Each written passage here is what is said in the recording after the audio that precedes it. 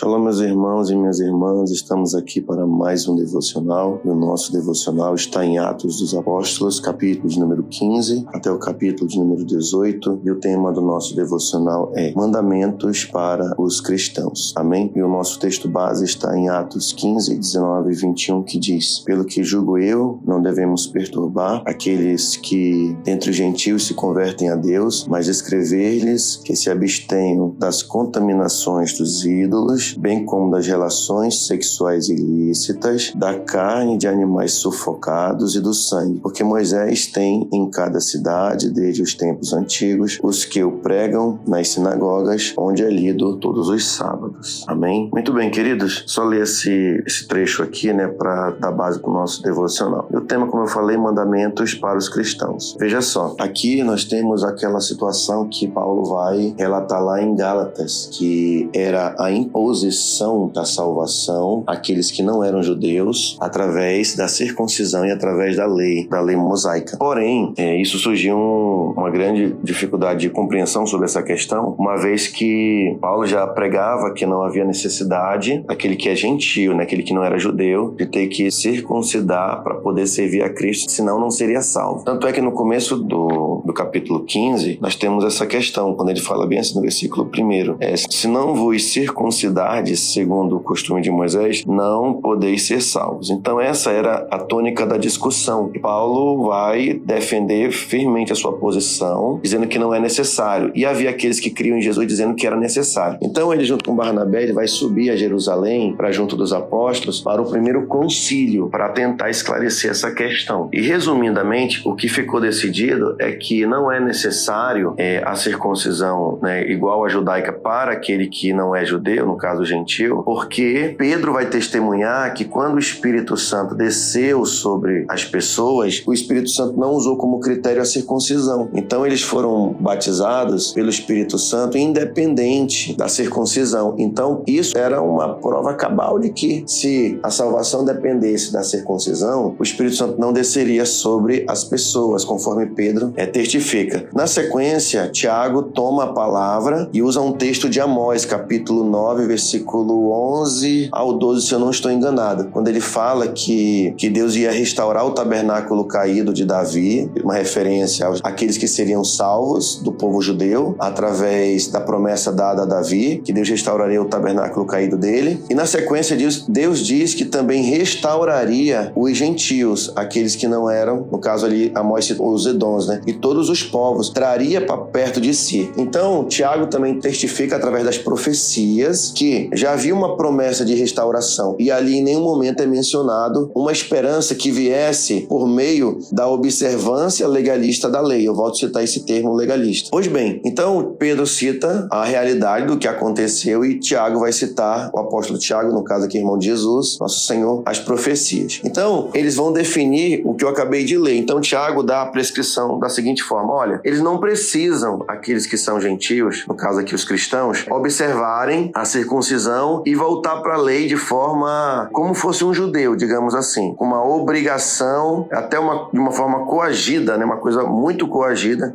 uma coação mesmo para seguir a lei. Pois bem, mas ele fala assim, mas tem um detalhe, é aqui que eu quero que você redobre a atenção e eu já vou finalizar essa palavra. Aí o que acontece? Tiago vai falar, olha, mas para que eles possam ser considerados cristãos e seguidores de Jesus, uma vez que eles aceitaram Jesus como seu Salvador, no mínimo 4 coisas devem guiar a vida deles para que eles possam ser considerados de fato cristãos. E o que são esses pontos? O primeiro, ele cita 4 pontos. Esses 4 pontos que eu vou falar aqui, eles são base para outros pontos que eles viriam a seguir, porque você não vai só observar 4 coisas assim, só que eu falo entre aspas, porque aqui, isso aqui é a base, porque a partir disso aqui que você observa, você consequentemente vai querer obedecer mais, você vai querer se santificar mais, Pois bem, o primeiro, agora pasme, antes de ler aqui, olha só, esses 4 pontos que eu vou falar para você, eles estão todos ligados na lei, por isso que eu gravei um áudio extremamente extenso, quase 40 minutos, falando sobre o livro de Gálatas, justamente para esclarecer esse ponto. Olha só, esses 4 mandamentos que eu vou falar para você, que é dado para os cristãos, todos eles estão baseados na lei, eles são princípios da própria lei, entendeu? Então não dá para você, então embora eles estejam falando que não é para seguir a circuncisão e seguir ao pé da letra, no sentido de um legalismo, mas eles também não estão descartando os mandamentos que Tiago vai dar aqui, não estão ligados à lei, porque estão ligados à lei. Olha só, o primeiro mandamento que é dado para mim e para você que é cristão, olha só. O primeiro, ó, que se abstenham das contaminações dos ídolos. Pensa comigo um pouquinho. Vivemos ou não vivemos no mundo idólatra? Queridos, eu fiquei assustado quando eu vi que Felipe Neto tem mais de 30 milhões de seguidores. Anitta tem mais de 60 milhões de seguidores. Aquela cantora americana,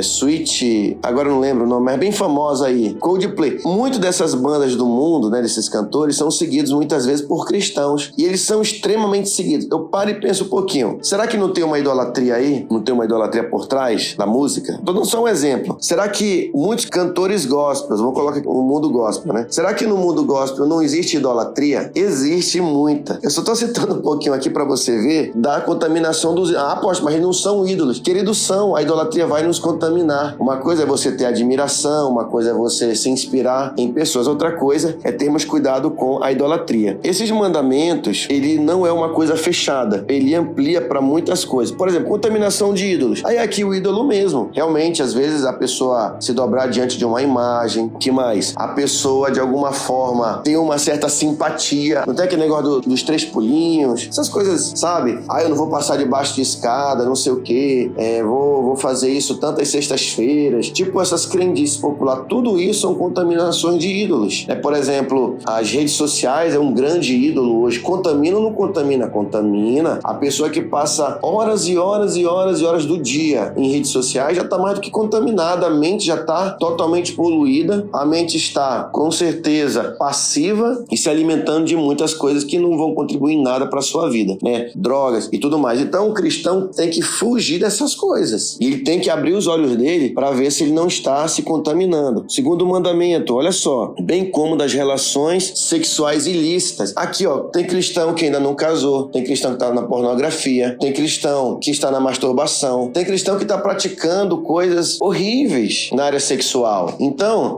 a mente é poluída com sexo, todo o tempo sexo, sexo, sexo, sexo. Então, veja só, você está vendo a dimensão da coisa? São 4 mandamentos mínimos, extremamente amplo e que realmente vão me preservar na santidade e que vão me abrir para outros mandamentos que a lei também nos orienta, mas eu não vou fazer isso como uma forma de colocar a pessoa em todo o sistema judaico de observação. Como judeu religioso, ele tem uma obrigação um pouco maior, podemos dizer assim, entre aspas, né? Pois bem, carne de animais sufocados e do sangue. Olha só, aqui, ó, mandamento de Levítico, ó, bem como das relações sexuais ilícitas, da carne de animais sufocados, Levítico 18, 6, depois você pode ver em Levítico 18, 6 ao 18, e também Levítico 17, ó, como carne de animais sufocados e do sangue. Então, por exemplo, o cristão come de tudo às vezes, né? Até carne mal passada, não sabe qual é a procedência. Aqui na nossa região o pessoal come muita caça, às vezes o animal foi flechado, atiraram no animal, aí se vangloria, nossa, eu tô comendo uma caça. Meu irmão, se nós somos cristãos, nós temos que fugir disso, isso é o mínimo. E uma vez que eu observo isso, você concorda comigo que eu vou vigiar mais na minha alimentação, eu vou vigiar mais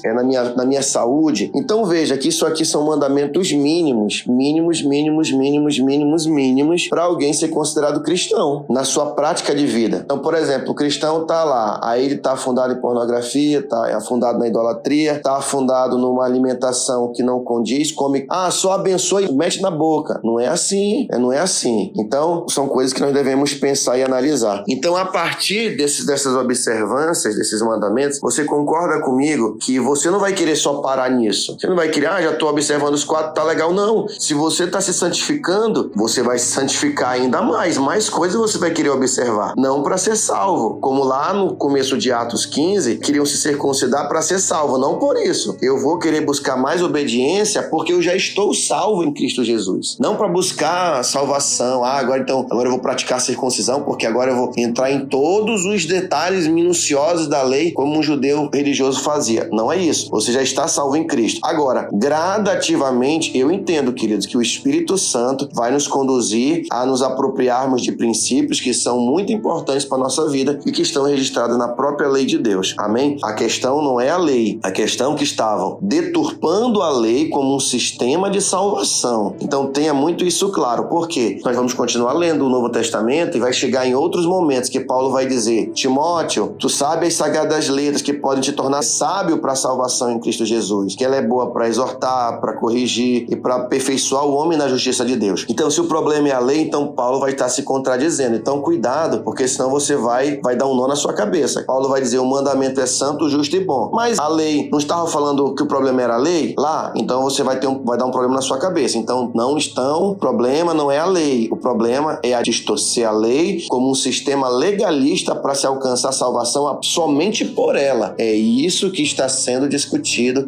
no que diz respeito à lei. Transformar a lei num sistema legalista de salvação, esquecendo da misericórdia, da graça, da misericórdia. Então, só fazendo essa observação, tá bom? Então, a partir do momento que você observa esses quatro, por exemplo, como eu falei, né? A pessoa, eu gosto de carne mal passada. Beleza. Aí você passa agora a não comer uma carne mal passada, uma carne mais bem preparada, bem passada. Você concorda comigo que você não vai querer parar só nisso? Então, cara, acho que se Deus está falando isso, é porque Ele quer também que eu guarde um pouco minha alimentação, eu tenho que vigiar o que eu como, eu tenho que cuidar da minha saúde. Então, você vai ser levado automaticamente a outros mandamentos e princípios que são extremamente importantes para a nossa vida. Amém, queridos? Então, deixa essa palavra, tá bom? Então, esse é o tema de hoje, né? Mandamentos para os cristãos. E aí, você tem observado esses mandamentos? Vigie, hein? Se você não está observando, você esteja confundindo ou esteja enganado, talvez seja um verdadeiro cristão. Ser um verdadeiro cristão, segundo Tiago aqui, é se abster da prostituição, se abster de idolatria, de todo tipo de idolatria, todo tipo de prostituição, de coisas da área sexual. Cuidado com o que você come e também das carnes mal passadas. Amém? Que Deus te abençoe em nome de Jesus Cristo.